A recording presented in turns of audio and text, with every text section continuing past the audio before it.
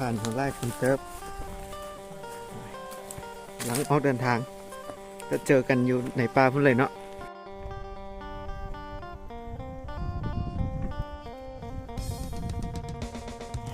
เอาดีๆไหมเห็ดสนุนเดี๋ยวเราไปเอากันเลย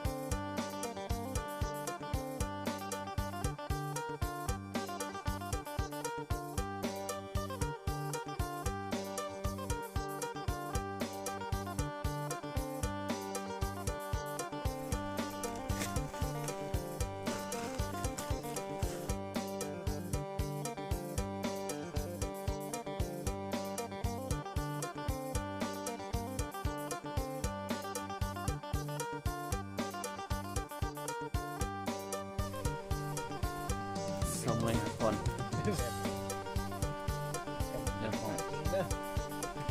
กินได้ก่อนกิ้งจากปอม ข้ามกิ้ง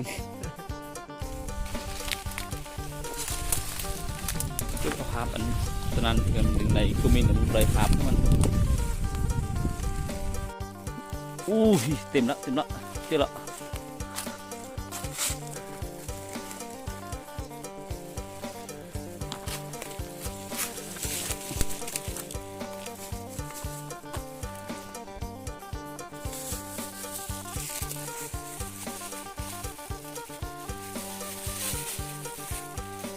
มันเละว่าน้องมันเนาะเปียกเนาะ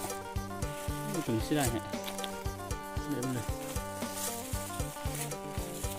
ให้คน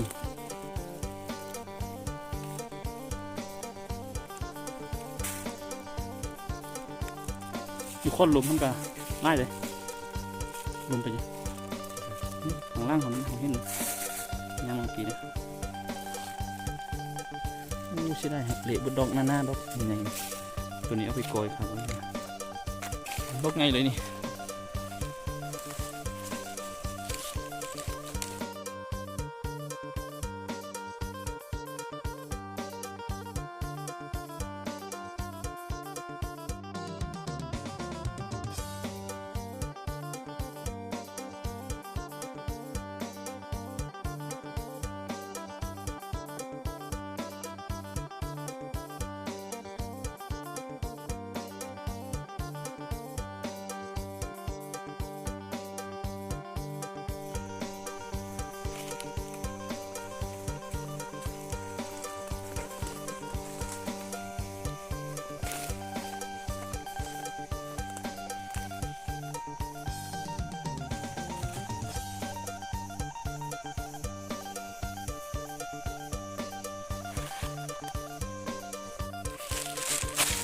ที่เท้าแกม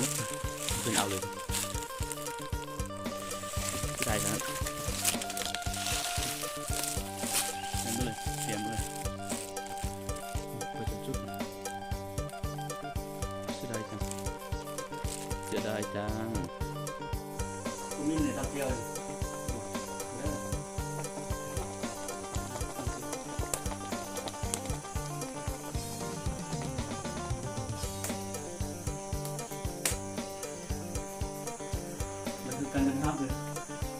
เก็บหาบรรยากาศกินข้าวในป่า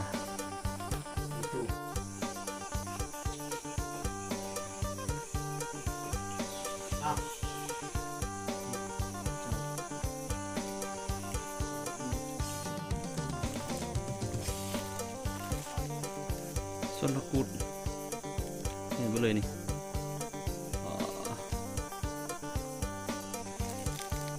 กูธรรมศาสตร์บริปลูกเกิดเองสวนผักกูดธรรมศาสตร์ยางไปเก็บไปนะเดี๋ยวเอา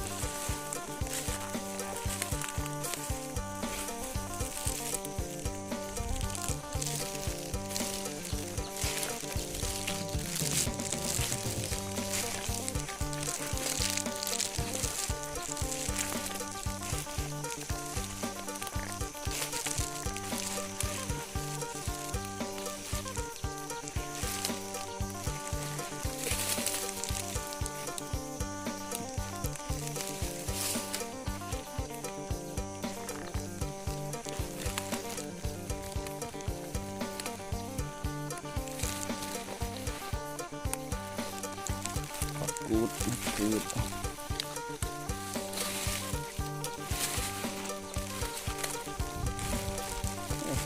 หลายเลย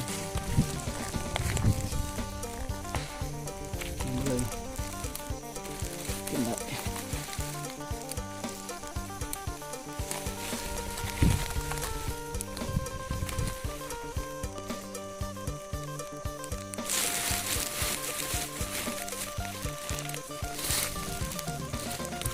กูธรรมศาสตร์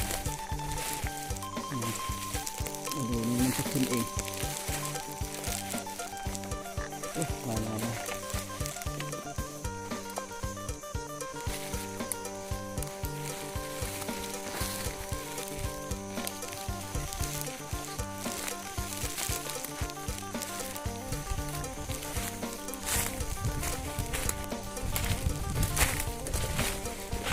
ไม่กลัว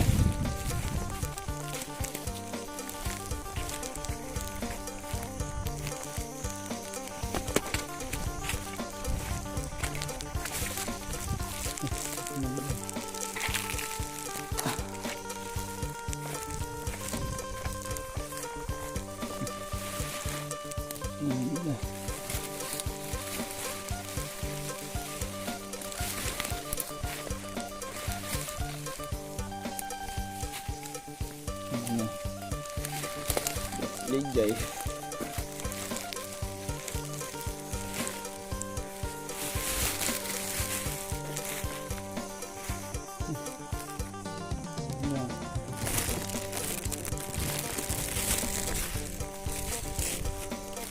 เท่าก็มี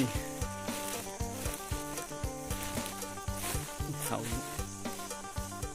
กินได้บอกมึงเอาไปพูดกับเห็ด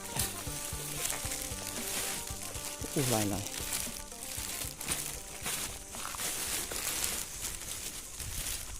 ม่นหมดเลยที่ก็มี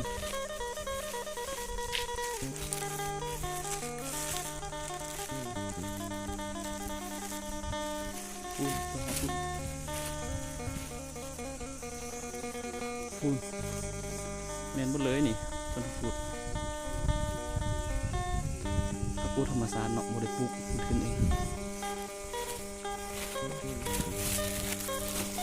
แต่ว่าเอาสำเร็จพอ